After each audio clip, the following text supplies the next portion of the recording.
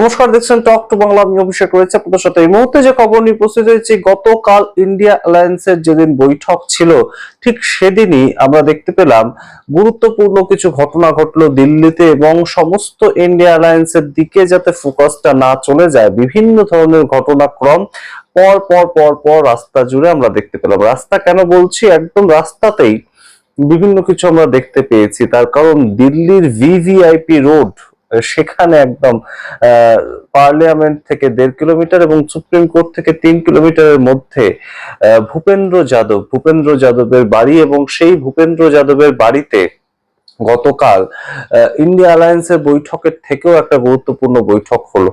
এবং নরেন্দ্র মোদীর ক্যাবিনেটের একজন মন্ত্রী, বিজেপির মন্ত্রী, তার বাড়িতে বৈঠক করছেন কারা?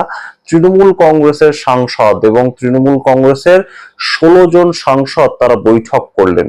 ইন্ডিয়া টুডে তারা যে ছবিটা পাবলিশ করেছে, সেখানে 10 জন মতো সাংসদকে দেখা যাচ্ছে, কিন্তু গতকাল সকাল থেকেই খবর ছিল যে 14 জন সাংসদ শেষ পর্যন্ত জোগাড় হয়েছে। আরো 6 জনকে জোগাড় করার চেষ্টা চলছে। তার কারণ দলত্যাগ বিরোধী আইন না হলে তাদের বিরুদ্ধে লাগু হয়ে যাবে।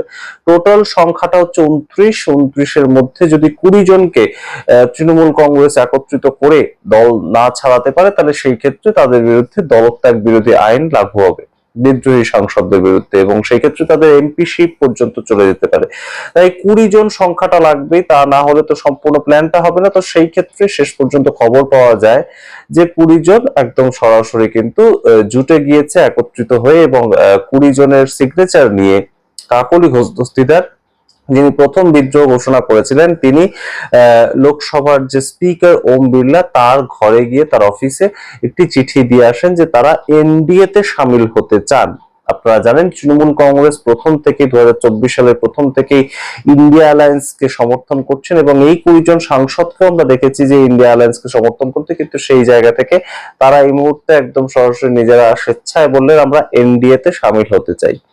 কিন্তু অন্যদিকে আরেকটা গুরুত্বপূর্ণ বিষয় নিয়ে এই মুহূর্তে আলোচনা হচ্ছে যে সেই যখন ইন্ডিয়া অ্যালায়েন্সের মিটিংটা হচ্ছে, তখন রাহুল গান্ধীর নামে রাস্তায় রাস্তায় পোস্টার পড়ছে। কিসের পোস্টার? মমতা বন্দ্যোপাধ্যায় কখনো রাহুল গান্ধীকে কটাক্ষ করে কিছু বলেছেন, পিনারাই বিজয়ন তিনি কটাক্ষ করে কিছু বলেছেন, শরদ পাওয়ার তিনি কখনো কটাক্ষ করে কিছু বলেছেন, সেগুলো কোট আনকোট একদম রীতিমতো লাগানো হচ্ছে। আচ্ছা, আপনারা বলুন যে রাহুল গান্ধীকে বিভিন্ন সময় একদম পাপ্পুকরণ করা হয়েছে, অর্থাৎ তিনি পাপ্পু, তাকে পলিটিক্সের খুব গুরুত্ব দিয়ে দেখারই কোনো জায়গা নেই, এই ধরনের কথা বলা হয়। কিন্তু টার্গেট ফাইনালে রাহুল গান্ধী হচ্ছেন কেন? রাহুল গান্ধীকে নিয়ে এই ধরনের রীতিমতন ছড়ানোর যে বিষয়টা, একদম কুৎসা ছড়ানো, সেটা কেন হচ্ছে? রাহুল গান্ধীর সম্বন্ধে কেন রাস্তায় পোস্টার ফেলতে হচ্ছে যেদিন ইন্ডিয়া অ্যালায়েন্সের বৈঠক হচ্ছে কনস্টিটিউশন ক্লাবে? এবং এই যে ভূপেন্দ্র যাদবের বাড়ি এবং কনস্টিটিউশন ক্লাব, সেটা খুব বেশি দূরত্ব নয়। সেখানে বসেই মমতা বন্দ্যোপাধ্যায়ের 20 জন সাংসদ এনডিএ তে যুক্ত হচ্ছেন, দল ভেঙে যাচ্ছে। এই খবরটাকে কিন্তু প্রত্যেকটা যে নিউজ চ্যানেল সেখানে দেখানো হচ্ছে। অর্থাৎ কোথাও গিয়ে ইন্ডিয়া জোট যে একত্রিত হচ্ছে বা হওয়ার চেষ্টা করছে, সেই জায়গাটা কিন্তু একদম ভেঙে তছনছ করে দেওয়া, এবং মিডিয়াতে সেটা একটা প্রতিষ্ঠা করা যে ইন্ডিয়া জোট বলে আদপেই কিছু নেই, যারা যারা ইন্ডিয়া জোটে সামিল হয়েছে তাদের নিজেদের পার্টি বলেই কিছু নেই। এই জায়গাটা কিন্তু কোথাও গিয়ে গতকাল প্রতিষ্ঠিত করার চেষ্টা করেছে ভারতীয় জনতা পার্টি, এবং অবশ্যই সংখ্যাটা ছিল তাদের 292। এখন এই 20 জনকে তো তারা অ্যাপ্লিকেশন যেহেতু গিয়েছে ওম বিড়লার কাছে, তিনি নিয়ে নেবেনই, 5 মিনিট সময়ের মধ্যে নিয়ে নেবেন। তিনি ইতিমধ্যেই একদম সরাসরি আগামীকাল সংসদে যাবেন, এবং সংসদে গিয়ে তিনি গ্রহণ করে নেবেন এই বিষয়টাকে। সংসদের নেক্সট যে সেশন, সেখানে আমরা দেখতে পাবো যে এনডিএর দিকে তারা বসেছেন এই 20 জন সাংসদ। কিন্তু এই যে সামগ্রিক কার্যক্রমটা হচ্ছে, সেখানে একটাই আপনারা বোঝার চেষ্টা করুন যে ইন্ডিয়া অ্যালায়েন্সকে ভাঙার চেষ্টা। সে তার কারণটা কি? ইন্ডিয়া অ্যালায়েন্স 2024 সালের পরবর্তী সময় আমরা দেখতে পেয়েছি যে বারংবার বিভিন্ন পার্টি তার থেকে সরে গেলেও বিভিন্ন বিষয়গুলোতে তারা কিন্তু একত্রিত হয়ে লড়াইটা অন্তত করেছে। আমরা দেখতে পেয়েছি আম আদমি পার্টির নেতা সঞ্জয় সিং, তিনি সরে গিয়েছিলেন, তো একদম আম আদমি পার্টি ইন্ডিয়া অ্যালায়েন্স থেকে সরে গিয়েছিল। কিন্তু যখন পার্লামেন্ট থেকে যন্তর মন্তর পর্যন্ত সাংসদরা একদম রীতিমতো যাচ্ছিলেন, সেখানে তারা গিয়ে প্রোটেস্ট দেখাচ্ছিলেন, তখন কিন্তু সঞ্জয় সিংও তার মধ্যে যুক্ত ছিলেন, এবং শুধু যুক্ত ছিলেন তাই নয়, রীতিমতো প্রতিবাদে সামিল হয়েছিলেন। এবং সঞ্জয় সিং ইতিমধ্যেই একদম সংসদে দাঁড়িয়ে, রাজ্যসভায় দাঁড়িয়ে বলেছেন যে মমতা বন্দ্যোপাধ্যায় অত্যন্ত শক্তিশালী লিডার। তো এই যে তাদের মধ্যে একটা একতা, এবং পশ্চিমবঙ্গে এসেছিলেন দ্বিতীয় দফার ভোট নির্বাচনে একদম মমতা বন্দ্যোপাধ্যায়ের প্রার্থীদের হয়ে প্রচার করতে অরবিন্দ কেজরিওয়াল, যেটা কিন্তু সচরাচর দেখা যায় না। তো সেই যে তাদের মধ্যে একটা একতা তৈরি হচ্ছিল, এবং অবশ্যই সেই একতার জায়গাটা যদি তৈরি হয়ে যায়, তাহলে সেটা দিল্লি থেকে পশ্চিমবঙ্গ প্রত্যেকটা জায়গাতে একজনেরই হাত শক্ত করবে, সেটা কিন্তু কংগ্রেস। এবং কংগ্রেসের রাহুল গান্ধী যে একটা চেষ্টা চালাচ্ছেন নিজেদের আবারও একত্রিত করার, সেটা কিন্তু কোথাও গিয়ে এই মুহূর্তে ভেস্তে দেওয়ার প্ল্যান। এবং সেই জন্যই একদম তৃণমূল কংগ্রেসের সাংসদ ভাঙিয়ে নিজেদের দিকে নিয়ে আসা, এবং অন্যদিকে রাহুল গান্ধীর নামে কুৎসা, কিংবা রাহুল গান্ধীর নামে যখন যারা কুৎসা করেছেন সেগুলোকে মনে করিয়ে দেওয়া, সেই ধরনের পোস্টার পড়েছে। এই ধরনের যে পলিটিক্স বা সারা ভারতবর্ষ জুড়ে চলছে, সেটা কিন্তু কোথাও গিয়ে গণতন্ত্রের জন্য খুব একটা সঠিক বলে এই মুহূর্তে পলিটিক্যাল যারা অ্যানালিস্ট তারা মনে করছেন না। তার কারণ হচ্ছে বিরোধীদের পরিসর থাকতেই হবে। বিরোধীদের পরিসর না থাকলে, সম্পূর্ণ যদি একনায়কতন্ত্রে পরিণত হয় একটা ব্যবস্থা, তাহলে তো কখনোই সেটা বিকাশের পথে উন্নীত হতে পারে না। বিরোধীরা বিরোধিতা করবে, এটাই তো স্বাভাবিক। কিন্তু বিরোধীদের যদি ক্রমাগত নিজেদের দিকে একটা টানার প্রয়াস চলে,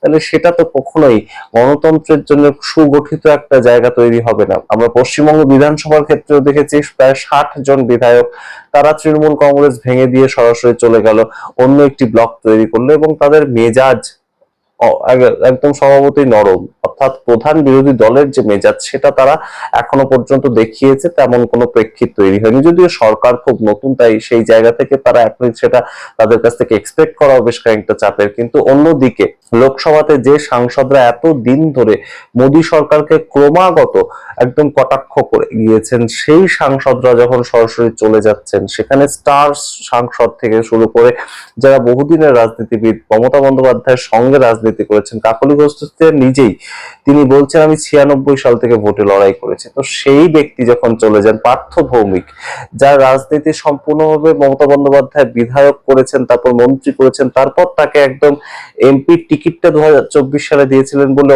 আমাদের মনে আছে। অর্জুন সিং সেই সময় একদম সরাসরি তৃণমূল কংগ্রেস ছেড়ে বিজেপিতে চলে গিয়েছিলেন। তো সেই পার্থ ভৌমিক এখন যদি এনডিএর পথে একদম পা অগ্রসর করে থাকেন, সেই জায়গাগুলো নিয়ে অবশ্যই প্রশ্ন ওঠে বইকি। এবং যে জায়গাটা আরো গুরুত্বপূর্ণ হয়ে দাঁড়াচ্ছে, যে এতটাই যদি রাহুল গান্ধী ভিত্তিহীন হয়ে থাকেন, রাহুল গান্ধী যদি পলিটিক্সে এতটাই ভিত্তিহীন হয়ে থাকেন, তাহলে সেই ক্ষেত্রে রাহুল গান্ধীকে কেন বারংবার এই ধরনের পয়েন্ট করা হচ্ছে, রাহুল গান্ধীকে কেন কটাক্ষের মূল জায়গাটায় নিয়ে আসা হচ্ছে? তার কারণটা কি এটাই যে রাহুল গান্ধী যখন যা বলছেন ফ্রি এবং ক্লিয়ারলি বলছেন, শার্পলি বলছেন, এবং রাহুল গান্ধীর লাস্ট কয়েকটা মাসের যদি আমরা পারফরমেন্স দেখি লোকসভার অভ্যন্তরে কিংবা বাইরে, সেটা অবশ্যই ভোটের রাজনীতিতে বারংবার ধাক্কা খেলেও রাহুল গান্ধীর যে বক্তব্যগুলো, সেগুলো কিন্তু মানুষের কাছে গ্রহণযোগ্যতা পাচ্ছে। সেটা হতে পারে ভোট চুরি নিয়ে বক্তব্য, সেটা হতে পারে এপস্টিন ফাইল নিয়ে বক্তব্য, সেটা হতে পারে ট্রেড ডিল নিয়ে বক্তব্য, সেটা হতে পারে পেট্রোল ডিজেলের দাম বৃদ্ধি এবং টাকার মূল্য পড়ে যাওয়া, এবং ইকোনমিক ক্রাইসিসের যে একদম বহুদিন ধরে তিনি বলছিলেন যে ইকোনমিক ক্রাইসিস আসতে চলেছে। যখন যুদ্ধ শুরু হয়েছিল ইরান এবং ইসরায়েলের মধ্যে, তখন থেকে তিনি বলছেন যে এটার প্রভাব কিন্তু ভারতের উপর পড়বে, এটাকে নিয়ে ভারতকে চিন্তা করা উচিত এই মুহূর্তে। সেই যে গ্রহণযোগ্যতাটা রাহুল গান্ধী তৈরি হচ্ছে জনমানসে, সেই জায়গাটা কিন্তু এই মুহূর্তে কোথাও গিয়ে সরাসরি যদি বিজেপির অন্যতম একজন রীতিমতন বিপরীতে কেউ দাঁড়িয়ে থাকে, যিনি একদম সরাসরি বিজেপির ভিতটাকে নড়িয়ে দিতে পারে, সেটাই কি রাহুল গান্ধী? এবং তাই জন্যই কি তাকে সম্পূর্ণ ইউনাইটেড না হতে দেওয়ার একটা চেষ্টা? এবং এটাও রাহুল গান্ধীকে কিন্তু বুঝতে হবে যে তিনি যাদেরকে নিয়ে ইউনিটি তৈরি করতে চাইছেন, তারা নিজেদের রাজ্যে প্রত্যাখ্যাত হওয়ার পরেই, তারা নিজেদের রাজ্যে দুর্বল হওয়ার পরেই রাহুল গান্ধীর ছাতার তলায় আসতে চাইছেন। সেটা মমতা বন্দ্যোপাধ্যায় হতে পারেন, সেটা আরজেডি হতে পারে, প্রত্যেকেই। এবং সেই জায়গাটাও কিন্তু রাহুল গান্ধীকে অবশ্যই কোথাও গিয়ে একটা রাষ্ট্র আনতে হবে, নিজের হাতে রাষ্ট্র রাখতে হবে, যে কংগ্রেসের আওতায় কিন্তু সবাইকে থাকতে হবে। সেই ছবিটা যদি তৈরি হয়ে না হয় তাহলে কিন্তু অবশ্যই এই যে ইন্ডিয়া অ্যালায়েন্স অচিরেই ভাঙবে। এবং 2029-এর যে ভোট, তার আগে ইন্ডিয়া অ্যালায়েন্স একত্রিত হতে চাইছে, সেটা কিন্তু টার্গেট করেছে বিজেপি। এবং 2.5 বছর আর বাকি আছে 2029 সালের ভোট।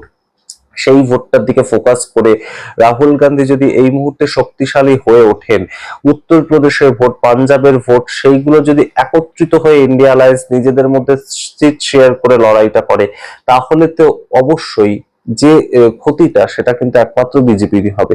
তো সেই জায়গা থেকে উত্তরপ্রদেশের ভোটের দিকে যখন নজর রাখছে বিজেপি, তাদের সংগঠনকে মজবুত করার চেষ্টা করছে বিজেপি, ঠিক সেই সময় দাঁড়িয়ে রাহুল গান্ধী তিনি কিন্তু সমাজবাদী পার্টির সঙ্গে একটা লবি তৈরি করার চেষ্টা করছেন। এবং সেখানেই সরাসরি একদম কটাক্ষের সুর এবং এই ধরনের পোস্টার, হোর্ডিং একদম সরাসরি, যেখানে কনস্টিটিউশন ক্লাবে বসে মমতা বন্দ্যোপাধ্যায় মিটিং করছেন, সেখান থেকে 1.5 কিলোমিটারের মধ্যে ভূপেন্দ্র যাদবের বাড়িতে, অন্য যে কোনো জায়গায় এই মিটিংটা হতে পারতো এবং সেখানে যে কেউ উপস্থিত থাকতে পারতেন, কিন্তু বিজেপির একজন কেন্দ্রীয় মন্ত্রী এবং পশ্চিমবঙ্গের মুখ্যমন্ত্রী শুভেন্দু অধিকারী সেখানে উপস্থিত থাকলে তাদের তত্ত্বাবধানে বৈঠকটা হলো এবং তার পরবর্তীতে চিঠি চলে গেল একদম সরাসরি স্পিকারের অফিসে। সেটা কোথাও গিয়ে কিন্তু এই মুহূর্তে একটা ডেসপারেটনেস, বিজেপি এই মুহূর্তে ডেসপারেট হয়ে উঠছে সম্পূর্ণভাবে ইন্ডিয়া অ্যালায়েন্সের ওপর থেকে ফোকাসটা যাতে এই খবরটার দিকে থাকে, সেই জায়গাটা একদম গুরুত্বপূর্ণ একটা জায়গা নিল। এবং অবশ্যই যে জায়গাটা আরো একটা তথ্য উঠে আসছে, যে চিফ হুইপ কিন্তু কাকলি ঘোষদস্তিতা, তাকে সরিয়ে দলের চিফ হুইপ করা হয়েছিল কল্যাণ বন্দ্যোপাধ্যায়কে ভোটের পরবর্তীতে, কিন্তু সেটা অফিসিয়ালি যেহেতু রেকর্ডেড হয়নি, সেহেতু এখনো পর্যন্ত কাকলি ঘোষদস্তিতা চিফ হুইপ আছেন এবং সেই জায়গা থেকে তিনি চিঠিটা দিয়েছেন।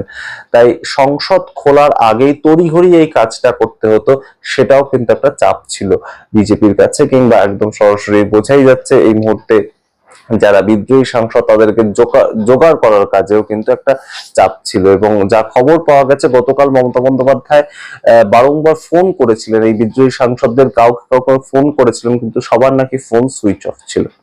সম্পূর্ণটা এই মুহূর্তে গুরুত্বপূর্ণ একটা প্রেক্ষাপট। রাহুল গান্ধীকে কোথাও কি গিয়ে ভয় পাচ্ছে ভারতীয় জনতা পার্টি, তার কারণ 2024 সালের পর থেকে রাহুল গান্ধী আরো বেশি ফেরোসাস হয়ে লড়াইটা করছেন, আরো বেশি অ্যাগ্রেসিভ হয়ে লড়াইটা করছেন। সেটাই কোথাও গিয়ে একটা ভয় পাওয়ার কারণ। প্রত্যেকটা রাজ্যে বিজেপি পরপর ভোটে জিতছে, কিন্তু ভোটের রাজনীতি এবং জনমানসে একটা প্রতিচ্ছবি তৈরি করার রাজনীতি, দুটোর মধ্যে যে তফাৎ তৈরি হয়েছে সেটা বোধহয় বিজেপি নেতারাও টের পাচ্ছে। সেই জায়গাটাই কি মূলত আঘাত করার চেষ্টা? আপনারা কি মনে করেন সামগ্রিক রিপোর্টের ভিত্তিতে অবশ্যই কমেন্ট বক্সে কমেন্ট করুন। দেখতে থাকুন টক টু বাংলা, অবশ্যই talk to Bangla YouTube channel subscribe করতে ভুলবেন না। ধন্যবাদ।